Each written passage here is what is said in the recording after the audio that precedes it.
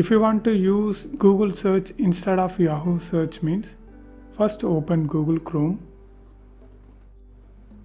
Here you can see it's Yahoo. Now click these three dots on the top right. Scroll down and open settings. Here click this search engine. Here you can see it's selected to Yahoo. Just tap change and here just select Google, set as default and click this manage search engine and site. Scroll down.